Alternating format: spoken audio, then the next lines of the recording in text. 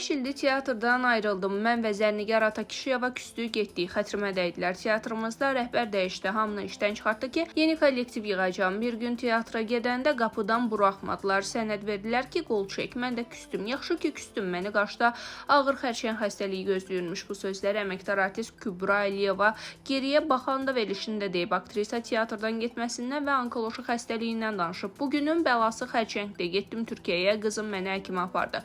Orada məlum oldu ki, xərçəngəm. Bizim həkimlərdən küstüm. Türkiyədə dişin ağrıyanda deyirlər, get onkoloji müayinə et. Ürəyim sıxılırdı. 2 il ürək müalicəsi olmuşam.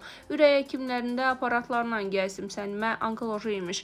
Sol ürəyimin üstündə şiş var idi. Metastaz verib. 2 il evdən çıxmadım. Saçlarımı qırxdırdım. 2 ildən sonra Instagrama fotomu qoydum. Hamı zəng vurdu. Hansı filmə çəkilirsiniz? Onkolojidə çox yatdım. 2 əməliyyat oldum. Yaşar Nuri rəhmətə gedəndə mən kimyoterapiyadan çıxıb getmişdim. Xalq artisti Gülyanaq Məmmədova həyat yoldaşından danışıb. Magazin Plus YouTube layihəsində qonaq olan müğənni ona olan sevgisini bu sözlərlə dilə gətirib. Yorğunluğum yoldaşımın nəvazişi qayğısı ilə bitir. Xoş söz deyəndə hər şeyi unuduram. Qadın həyat yoldaşından küsəndə dünyadan küsür. Qadın çökür. Bir insan sevirsə heç kimə ziyan verməz. Ağıllı qadın kişini zirvədə tutar. Ağılsız olan isə ən hörmətli kişini zirvədən salar. Qeyd eləyək ki, Ziya adlı bəylə ailəli olan Gülyanaq Məmmədovanın 4 övladı var.